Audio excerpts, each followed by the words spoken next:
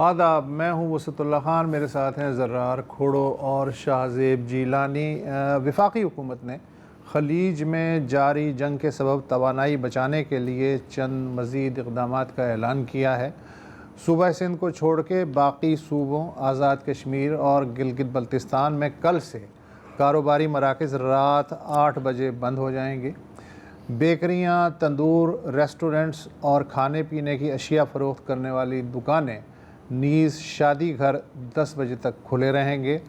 گھروں کے اندر ہونے والی شادیوں اور دیگر تقریبات پہ بھی 10 بجے کی پابندی کا اطلاق ہوگا، البتہ میڈیکل سٹورز اس پابندی سے مستثنیٰ ہیں۔ جبکہ صوبہ سندھ کی حکومت شیڈول پہ عمل درآمد کے حتمی فیصلے کے لیے کاروباری طبقات سے صلاح مشورے کر رہی ہے۔ جی اچھا، صرف یہ نہیں ہے، جنگ کا امپیکٹ بالکل پہنچ گیا ہے پاکستان میں، اس میں تو کوئی شک کی بات نہیں ہے۔ پی آئی اے از فیلنگ دا پنچ، کیا بیکاز جو ایویشن فیول اور جیٹ فیول کی قیمتیں آپ کو پتہ ہے ہر قسم کے فیول کی قیمتوں کی طرح آسمان کو چھو رہی ہیں، تو یہاں پر کیا ہوا ہے کہ جو بیجنگ اور کوالالمپور جو فلائٹیں جا رہی ہیں وہ 11 اور 14 اپریل کے بیچ میں وہ ابھی کے لیے بند کر دی جائیں گی۔ پھر اس کے ساتھ ساتھ جو کئی گلف ممالک کی جو فلائٹس جاتی ہیں وہ مکمل طور پر بند کی جائیں گی، سوائے متحدہ عرب امارات جو فلائٹیں جاری ہیں پی آئی اے کی اور سعودی عرب، لیکن ان میں بھی کمی آئے گی۔ اور اس کے ساتھ ساتھ کیٹرنگ وغیرہ اور جو ڈسکاؤنٹڈ ٹکٹس ملتی ہیں جیسے کہ امپلائیز کو یا پارٹنر پروگرامز ہوتے ہیں ایئر لائنز کے، اس پر بھی اب پابندی ہے۔ ہاں، جو کم عمر بچوں کی ٹکٹ جو سستی ملتی ہے، قدرن سستی ملتی ہے، وہ بند نہیں ہوگی۔ تو یہ ساری چیزیں چل ویسے بھی ایون جو ڈومیسٹک فلائٹس ہیں ان کے کافی فیئرز کافی اوپر گئے ہیں، 30 to 40% تو اوپر چلے گئے ہیں۔ آپ ابھی سفر کر کے آ رہے ہیں، ذرا بتائیں نا ہمیں کیا ہوا ہے آپ کے ساتھ؟ ابھی ناٹ اونلی کہ قیمتیں مہنگی ہو گئی ہیں، بٹ آلسو جو کینسلیشنز ہیں فلائٹس کی وہ بھی بہت بڑھ گئی ہے۔ اور اس میں پہلے یہ تھا کہ جیسے آپ نے کہا کہ شاید جیٹ فیول مہنگا ہو گیا اس لیے، لیکن پھر بعد میں کچھ لوگوں نے کہا کہ حالانکہ ابھی آپ نے کہا کہ سعودی عرب کی فلائٹیں کم ہوں گی، لیکن یہ بھی کہہ رہے تھے کہ جو ہماری ایئر لائنس آپریٹ کرتی ہیں اس روٹ پہ، they prefer to operate on that route کیونکہ وہ زیادہ پروفیٹیبل ہے۔ عمرے کے لیے لوگ جا رہے تھے، ابھی پورا ایک سیزن تھا، آ جا رہے تھے، تو اور جو وہاں سے بھی جو ایویکویشن ہو رہی ہے یو اے ای وغیرہ سے، وہ وایا سعودی ہو رہی ہے۔ تو کچھ ہے ہمارے پورے ایئر لائن انڈسٹری کا امپیکٹ تو بالکل ہے، لوگوں پہ بھی آ رہا ہے۔ آپ کی بات صحیح ہے، تیل مہنگا ہو رہا ہے، فلائٹ ڈسٹرپشن بڑھ گئی ہے، اور ابھی آگے اس کو یہ مزید کیسے مینیج کریں گے پی آئی اے کا آپ نے بتا دیا۔ اچھا، صرف پی آئی اے کو تو نہیں مینیج کرنا نا، سب کو مینیج کرنا ہے، اور پکچر کافی خطرناک بنتی جا رہی ہے۔ جمعے کے روز شاہ زیب آپ نہیں تھے تو میں آپ کو بتاتا چلوں کہ حسب توقعات تمام کالیں آئی تھیں فیول پر، رائٹ، 100%۔ اچھا، اب ان کالز میں سے کئی لوگوں نے یہ سوال پوچھا، اور لوگ عام طور پر یہ سوال پوچھ رہے ہیں کہ ہم بڑے خوش تھے کہ جی آبنائے حرمت سے پاکستانی جھنڈے لگائی والی کشتیوں کو اجازت دی گئی ہے آنے کی۔ اسحاق ڈار صاحب نے خود کہا تھا کہ 20 کارگو شپس کی اجازت دی گئی ہے۔ تو بڑے لوگ یہ سوال پوچھ رہے ہیں کہ یار اگر یہ تیل سے بھر کے ہمارے پاس آ رہی ہیں تو پھر بھی پیٹرول اور ڈیزل کی قیمتوں میں کیوں نہیں ہو رہا؟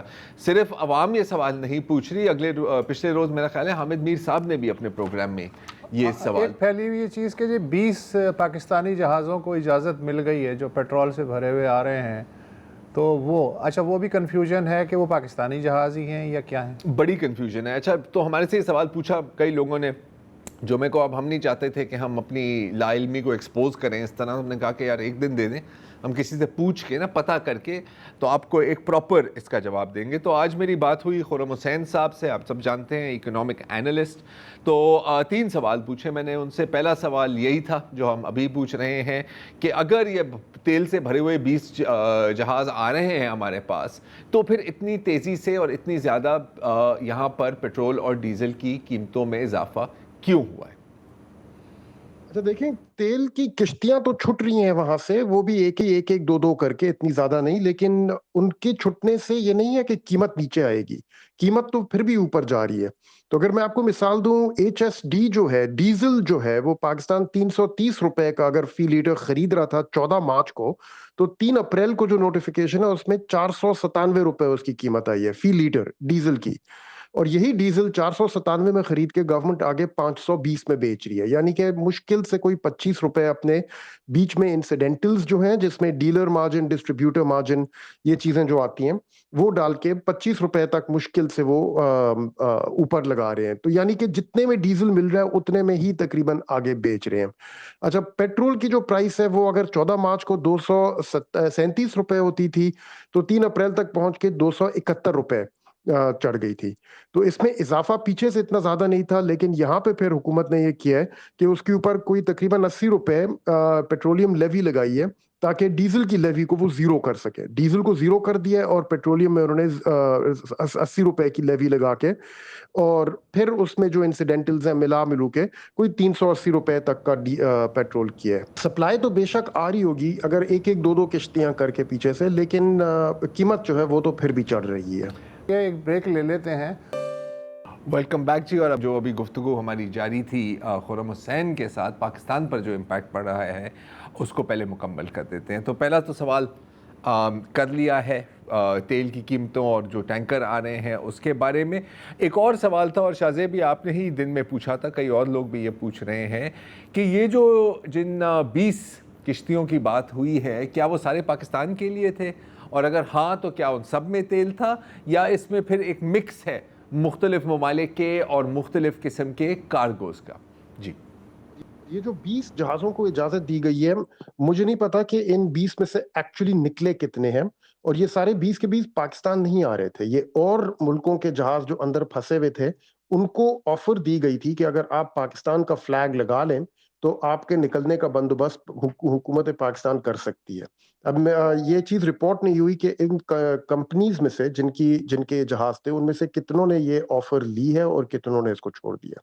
जी। अच्छा, अब जहाँ तक ये जो डील की बात हो रही है, तो इसी तरह की डील अभी हाल में पाकिस्तान ने कुवैत पेट्रोलियम कॉरपोरेशन के साथ की है कि आपका जो फंसा हुआ सामान है आप अपने झंडे तले यहाँ से निकाल सकते हैं। ब्लूमबर्ग में काफ़ी तफसीली रिपोर्ट है, स्पेसिफिक कोड्स दिए जाते हैं, IRGC इसमें ऑन बोर्ड है, युआन या कभी कभी क्रिप्टो करेंसी में भी पेमेंट की जाती है।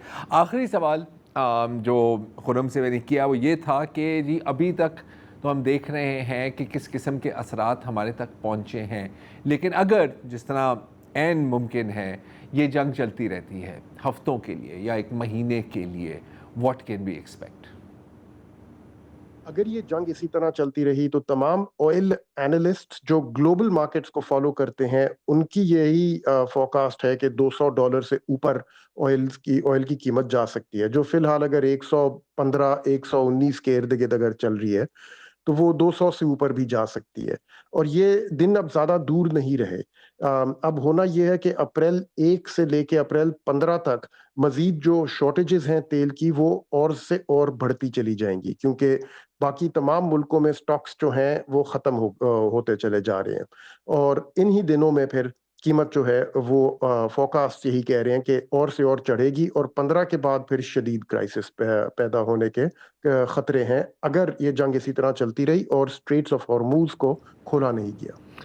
अगर जंग इस तरह चलती ही, क्या जंग इस तरह ही चलती रहेगी? मेरा तो ख्याल है कि हाँ, क्योंकि हाँ बिल्कुल, रॉयटर्स की भी खबर आपने देखी होगी, इसमें बात हो रही है कि जी पाकिस्तान अभी भी अपनी सहूलतकारी की कोशिशें कर रहा है, बहुत अच्छी बात है, लेकिन एक्सपेक्टेशंस मेरा ख्याल है कि किसी की नहीं होनी चाहिए, क्योंकि जो एक्चुअल फरीक है जिनके हाथ में है, और ईरान से ज़्यादा अमेरिका के हाथ में है, ज़ाहिर है जंग उन्होंने ही शुरू की है, और फिर इजराइल का फैक्टर तो अलग ही है, उस पर भी बात करेंगे। तो इस वक्त लग नहीं रहा कि कोई भी बीच में कोई भी मिडिल ग्राउंड नज़र आता है। जहाँ तक ईरान की बात है, हमें पता है कि शायद वाया पाकिस्तान ही उनको अमेरिका का प्रपोज़ल दिया गया है। अभी ईरानियन मीडिया को अगर आप देखें तो वहाँ पर वो कह रहे हैं कि जी हमने 10 नुकाती जवाब भेजा है, और उसमें वही बातें हैं जो पहले भी थी कि एक तो रीजन में फ़ाइटिंग रुकी जाए, जैसे कि लेबनान भी इसमें शामिल हो, सैंक्शंस की रिलीफ दी जाए। अच्छा, पहले वो कह रहे थे कि जंग का मुआवजा दिया जाए, अब इसमें एक थोड़ा सा चेंज ये है, वो कह रहे हैं कि रिकन्स्ट्रक्शन में, दोबारा तामीर करने में हमारी मदद करें, और हाँ कि आबनाए हुर्मुज़ के ऊपर एक नई डील ہوگی. ابھی امریکہ کے اس میں رسپانس نہیں آیا. سو ایک آخری بات شاہزیب, ٹرمپ وہ نے بس کہا یہ ہے ہے کہ اچھا ایک سیکنڈ, بس یہ تھا کہ ابھی ہمارا خیال تھا کہ شاید اس پریس کانفرنس میں اس پر بات ہو, لیکن ایسا نہیں ہوا. جی شاہزیب. نہیں, میں یہ کہہ رہا تھا کہ جو ایران کا جو رسپانس آیا ہے, جو باضابطہ اب آیا ہے, اس میں جو کی بات ہے وہ کہہ رہے ہیں کہ ہمیں سیز فائر نہیں چاہیے, ہمیں آپ بات کریں, یہ سیز فائر آپ کرتے ہو پھر آپ واپس آ جاتے ہو, اب اگر جنگ رکے گی تو پھر وہ ایک پورا ایک کمپریہنسو پیس اس کے تحت ہوگا, ورنہ ایسے نہیں ہوگا. یہ تو ان کا ریئیکشن تھا. لیکن جو کل سے جس طرح آپ نے بات کی کہ جنگ کیوں نہیں رکے گی, وہ جو لب و لہجہ ہے ٹرمپ صاحب کا, جو کل انہوں نے ٹویٹس کی ہیں, جو حالانکہ ان کا حیرانی نہیں ہونی چاہیے, لیکن جو زبانی کی ہے, عالم گلوچ کیا ہے, اور جو دھمکیاں دی ہیں, آج بھی ان کا یہ بیان تھا کہ جو ٹیوزڈے کی میں نے ڈیڈ لائن دی ہے میں اس پہ قائم ہوں. اس کو حالانکہ کئی دفعہ اپنی ڈیڈ لائنز آگے پیچھے کر چکے ہیں, ابھی ان کا اصرار ہے کہ یہ ڈیڈ لائن چینج نہیں ہوگی, اور جو ان کی زبان ہے کہ میں ایران کو وہ سبق سکھاؤں گا کہ وہ صفحہ ہستی سے مٹ جائے گا, اس کو ہم تباہ کر دیں گے, تو اس میں تو وہ اگریشن نظر آتا ہے.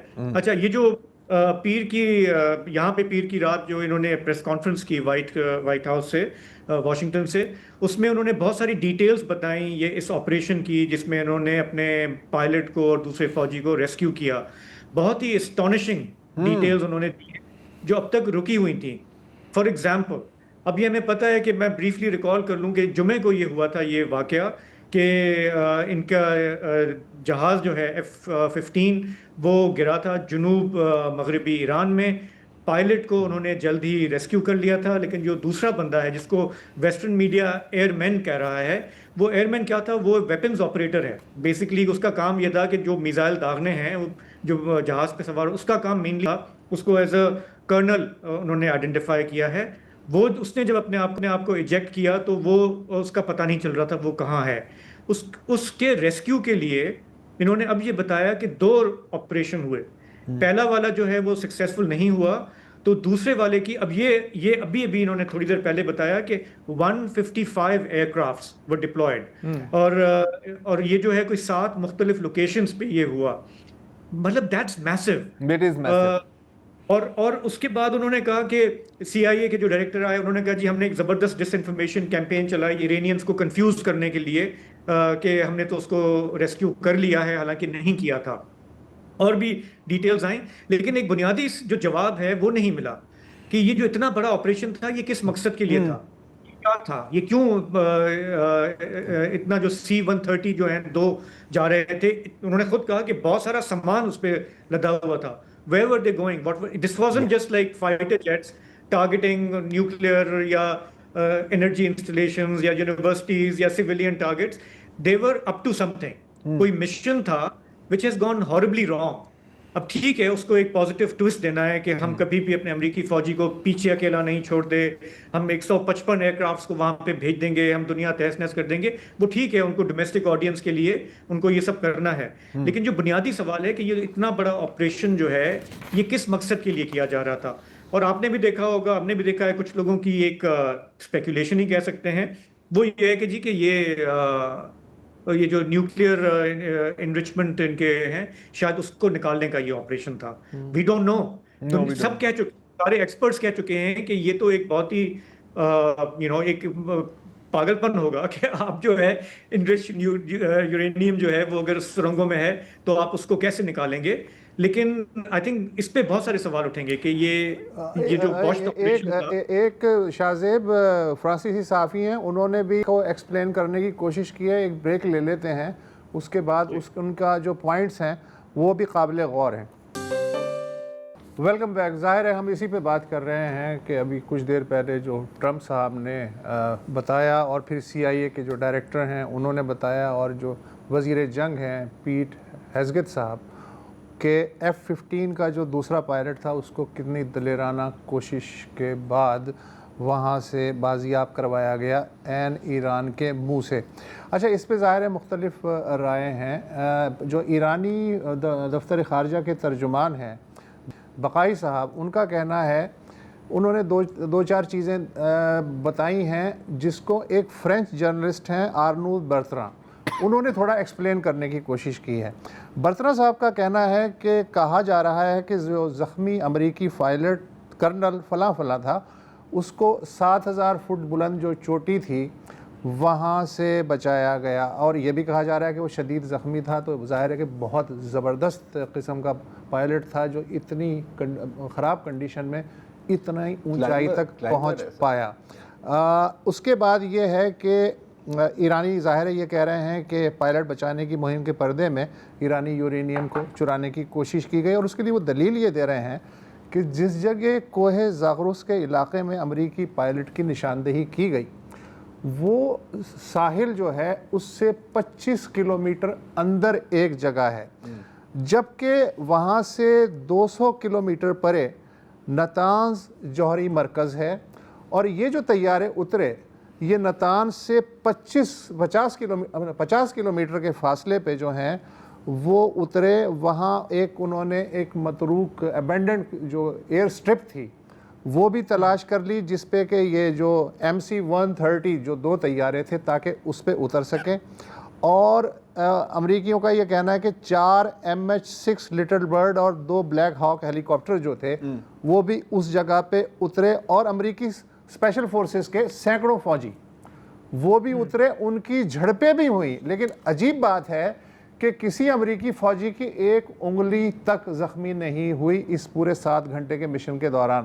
اچھا، امریکی یہ کہتے ہیں کہ یہ جو لگ بھگ $400 ملین مالیت کے جو ریت میں دھسے ہوئے 2 طیارے تھے اور 4 لٹل برڈز ہیلی کاپٹر ہم نے جاتے جاتے تباہ کر دیے تاکہ دشمن کے ہاتھ نہ لگ جائیں، فیئر انف۔ اس کے بعد اسپیشل فورسز کو یہاں سے نکالنے کے لیے 3 طیارے بھیجے گئے۔ صدر ٹرمپ نے یہ کہا ہے کہ ہلکے طیارے آئے اور ان میں سے جو لوگ تھے انہوں نے 10 منٹ کے اندر 3 ہیلی کاپٹرز ری اسمبل کیے، اور اس میں جو باقی اسپیشل فورسز کے فوجی ہیں وہ نکل آئے۔ زبردست قسم کی بات ہے، کھیل رہی ہے۔ اچھا، ایران یہ کہتا ہے، اور جو اس نے تصویریں بھی دکھائی ہیں میڈیا پہ، کہ اس مشن میں ٹوٹل 12 امریکی جہاز تباہ ہوئے، ان میں 2 CMC-130 جن کا ملبہ جو ہے ایرانیوں نے دکھایا ہے، 4 لٹل برڈز ہیلی کاپٹر ہیں، 4 بلیک ہاک ہیلی کاپٹرز ہیں، اور 2 MQ-9 ڈرونز جو اس مشن کا حصہ تھے وہ شامل ہیں، جبکہ ایک A-10 شکن طیارہ وہ خلیج فارس کے اوپر جو اس کارروائی سے ذرا فاصلے پہ تھا وہ بھی مار گرایا گیا۔ اور آج صدر ٹرمپ یہ کہہ رہے ہیں کہ ٹوٹل 155 جو طیارے ہیں، جس میں ریفیولنگ والے طیارے بھی تھے، ہیلی کاپٹرز بھی تھے، اور جو ہے ریکانیساں والے بھی طیارے تھے، سب نے ملا کے کیا۔ بہرحال نٹ شیل میں یہ ہے کہ ایرانی کیا کہہ رہے ہیں یا امریکی کیا کہہ رہے ہیں، ایک یہ بات تو ماننی پڑے گی کہ بندے کو وہ نکال کے لے گئے، ہم بندے کا نام نہیں جانتے، ہم نے بندے کو ابھی تک دیکھا نہیں ہے، لیکن I'm sure۔ ایک بریک لے لیتے ہیں۔ ویلکم بیک جی۔ ہمیشہ یاد رکھیں کہ کیا کہتے ہیں نا کہ the first casualty of war is truth۔ تو شاید ہم کبھی نہ جانیں کہ یہاں پر ایکچولی ہوا کیا ہے، لیکن ایک ٹائم لائن ہے وہ میں آپ کے سامنے پیش کرنا چاہ رہا ہوں، آپ جو کرنا چاہیں اس کے ساتھ، کہ پچھلے ہفتے وال اسٹریٹ جرنل یا واشنگٹن پوسٹ میں یہ پورا منصوبہ چھپتا ہے، رائٹ، کہ یہ جو جمعرات کو اس پہ بات بھی کی تھی ہم نے شاید یہاں پر نا، کہ وہ آئیں گے، ایئر فیلڈ بنائیں گے، یورینیم نکال دیں گے۔ اچھا، اب یہ کیونکہ اتنی کریزی قسم کا پلان ہے تو میرا خیال ہے کہ کوئی پروفیشنل جرنل اگر اس کے سامنے یہ رکھے گا وہ کہے گا کہ پاگل ہو گیا ہے کیا، یہ ہم مطلب نہیں کر سکتے۔ جیسے یہ پلان ریلیز ہوتا ہے اس کے 2 دن بعد کیا خبر آتی ہے کہ پیٹ ہیزگیتھ، سیکریٹری آف جنگی جرائم، وہ کوئی 4-5 جرنیلوں کو فارغ کر دیتا ہے۔ اس کے بعد یہ خبر آتی ہے، تو ایک طرح سے ہم اس کو یوں بھی دیکھ سکتے ہیں، لیکن دوسری سائڈ پہ ہو سکتا ہے کہ Americans are right, we don't know. جہاں تک ایک چیز میں یہاں پہ ضرور کہنا چاہوں گا، وقت تھوڑا کم ہے، کہ یہ جب میں فوٹیج دیکھ رہا تھا ایرانی قبائلیوں لوگوں کی یا جو اس دیہی علاقوں میں جو رہتے ہیں، تو بڑی مزیدار تھی کہ وہ باقاعدہ اپنی بولٹ ایکشن رائفلز کے ساتھ نا فائرنگ کر رہے تھے پلینز پر۔ اگر ویڈیو ہے ہماری تو فل اسکرین پہ چلا دیں، یہ اس پر ہے، تو یہ نیچے سے فائرنگ کر رہے ہیں۔ تو مجھے بالکل وہ یاد آیا جب مئی کی جنگ میں اب یہاں پر پاکستانی شاٹ گنز اور کچھ تو اسالٹ رائفلز لے کے ڈرونز کا شکار کر رہے تھے۔ اچھا، اب اگر واقعی ایک پائلٹ یہاں پر ریسکیو ہوا ہے، اور اس میں بھی ایک ڈیبیٹ تو ہے، وہ بھی آپ لوگ کر رہے تھے، تو ایران کے لیے ایک بہت بڑی اپرچونٹی مس ہوئی ہے۔ ہاں بہت بڑی اپرچونٹی مس ہوئی ہے. اور اگر یہ ڈیٹیلز ایکوریٹ ہیں تو ہاں ایک ہیوملیشن ہے کہ آپ کی سرزمین سے آ کے ایک بندے کو اٹھا کے لے گئے, مطلب جھوٹ سچ سے قطع نظر بندہ نکال لیا. ٹھیک ہے. تو اب ایرانین ٹی وی پر, کیونکہ آپ نے ظاہر ہے کہ اس کو کسی طرح تو پیش کرنا ہے نا, جیسے ابھی تو ٹرمپ تو we are number 1, we are the best, اور یار ویسے مہارت حاصل ہے CIA کی جو چیف ہے ویٹ لفٹنگ میں. میں تو پاگل ہو, میں رونے لگ گیا تھا یار کہ یار وہ تو لٹک گیا تھا یار اس کے گردن سے. تو اینی وے پوائنٹ از کہ ابھی میں ایرانین ٹی وی پہ دیکھ رہا تھا تو انہوں نے ایک صاحب کو ٹی وی پر لائے ہیں اور وہ دعویٰ کر رہے ہیں کہ یار یہ وہ بندہ ہے جس نے شاید ان بلیک ہاکس کو گرایا ہے. یہ ہاں یار اس کی ضرورت ویسے ہے نہیں, اس کی ضرورت نہیں ہے, لیکن یہ بتا رہا ہے اور یہ اپنی گرینڈ ڈاٹر کو بھی اپنے ساتھ لے آیا ہے اس میں. اور پھر ظاہر ہے کہ اور بھی ویڈیوز آ رہے ہیں, جیسے ایک ایرانین کے ہاتھ میں وہ جو پلین کی جوائے اسٹک ہے وہ آ گئی ہے, وہ بھی ویڈیو ہے ہمارے پاس, اور وہ اس کے ساتھ کھیل رہا ہے. اس نے کہا کہ یار جہاز تو چلیں تباہ ہو گئے لیکن یہ جوائے اسٹک اب میری. اچھا ایک انٹرسٹنگ چیز جو ہے نا, وہ آپ کو پتا ہے ٹرمپ صاحب جو ہیں کوئی بات دل میں نہیں رکھتے. کبھی کبھی یہ بات ہمیں بری بھی لگتی ہے لیکن کبھی اچھی بھی لگتی ہے. ابھی انہوں نے کل سنڈے تھا نا, فاکس نیوز کو جو سنڈے مارننگ پروگرام ہے اس کے یہ انٹرویو دیا, اور ٹرمپ صاحب نے بتایا کہ امریکہ نے یہ جو دسمبر جنوری میں ایران میں ہنگامے ہوئے تھے بڑے ٹھیک ٹھاک قسم کے, تو مظاہرین کے لیے امریکہ نے کردوں کے ہاتھوں اسلحہ بھیجا تھا, یعنی CIA نے. مگر شاید کردوں کو یہ اسلحہ پسند آ گیا اور انہوں نے رکھ لیا, میں ان سے ناراض ہوں اور قیمت وصول کروں گا. اور آج انہوں نے یہ دعویٰ اپنی زبان سے دہرایا ہے. ذرا چلا دیں 20-25 سیکنڈ کا. We sent guns, a lot of guns. They were supposed to go to the people so they could fight back against these thugs. You know what happened? The people that they sent them to kept them because they said, what a beautiful gun, I think I'll keep it. So I'm very upset with a certain group of people and they're going to pay a big price for that. But the Iranian people will fight back as soon as they know they're not going to be shot and as soon as they can get...